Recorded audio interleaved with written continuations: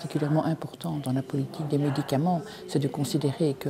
la production de médicaments est au service de la santé publique et pas l'inverse. Et donc, il est important d'avoir une transparence. Donc, comment s'organisent les coûts, comment s'organise le financement public et privé, et puis surtout aussi de quelle manière est-ce qu'on atteint les objectifs de réelle innovation, d'accessibilité des médicaments, et que le pouvoir public belge et européen se positionne en disant les entreprises doivent respecter leurs contrats, transparence, accessibilité, prix raisonnable. Et si ce n'est pas le cas, les autorités publiques ont la possibilité d'utiliser des outils qui existent, comme la licence obligatoire, de manière à finalement forcer l'entreprise à respecter ces engagements-là et à permettre aux autorités publiques de prendre en charge la production et la commercialisation lorsque l'entreprise ne respecte pas ses engagements. Eh bien, durant cette législature, nous avons constaté, comme tout le monde, que l'accès aux médicaments est un problème majeur pour l'ensemble de nos concitoyens. La pauvreté augmente dans ce pays sur ces dernières années et des concitoyens doivent faire le choix en fin de mois sur, parfois, un soin, un autre soin, un médicament, un autre médicament. C'est tout à fait inadmissible, alors qu'on sait que en amont, il y a des industries pharmaceutiques qui développent des produits qui sont extrêmement coûteux en termes de recherche, mais qui sont aussi coûteux et donc inaccessibles pour le public. Et ce symposium tombe au bon moment. Les trois organisations que je remercie ont émis un certain nombre de revendications dont nous avons pris connaissance et que nous soutenons, en tout cas en ce qui concerne le Parti socialiste, que nous soutenons. Il faut demain tout mettre en œuvre pour qu'il y ait un plus grand contrôle des pouvoirs publics sur les prix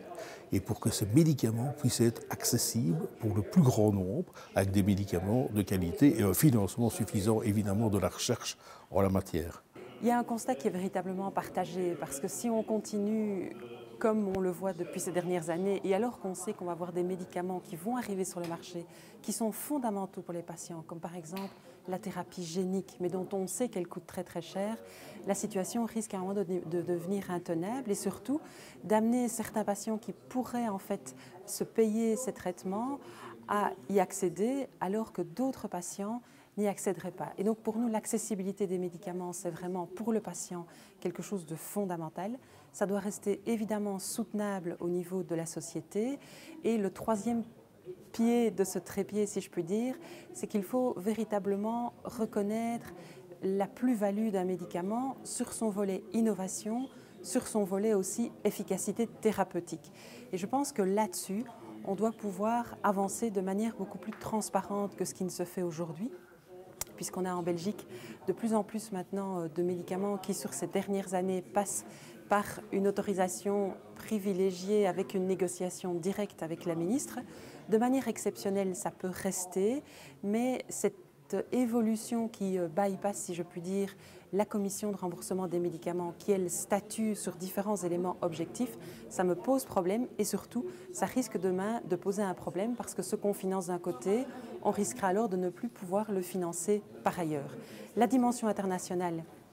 est évidemment fondamentale parce qu'aujourd'hui, les firmes pharmaceutiques jouent un petit peu la course à l'échalote entre les différents pays et comme en Belgique, il y a 11 millions de Belges, le nombre de patients concernés, par exemple, dans les maladies rares est très faible, ce qui fait qu'à un moment donné, il y a à la fois un risque de la part des firmes de demander des prix plus élevés, ce qui n'est évidemment pas acceptable, mais également de supprimer certains médicaments, de ne pas permettre certains médicaments sur le marché belge, ce qui alors pénalise les patients. Et j'ai envie peut-être de mettre en évidence un troisième volet, c'est aussi d'actionner les leviers qui sont disponibles aujourd'hui en Belgique et qui ne sont pas suffisamment actionnés. Je vous prends deux exemples. Lorsqu'on voit par exemple que les entités fédérées en Belgique commandent des vaccins chacun de son côté, alors même que si elles commandaient le même vaccin ensemble, avec dès lors un plus grand marché, il y aurait une véritable capacité de pouvoir négocier un prix plus faible. Il y a également un autre exemple qui est en fait ce fameux médicament qui existe pour une pathologie vasculaire au niveau de l'œil. Le même type de médicament existe avec un coût qui est 16 fois moins cher pour un cancer au niveau digestif. La France a utilisé ces leviers internes du pays pour exiger qu'il y ait une révision forte à la baisse du médicament pour la maladie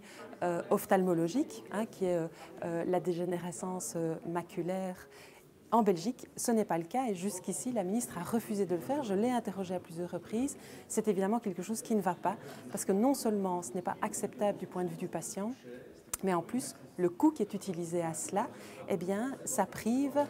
d'autres avancées, que ce soit sur le budget de nouveaux médicaments ou que ce soit par rapport au budget des autres postes des soins de santé, et c'est évidemment existentiel.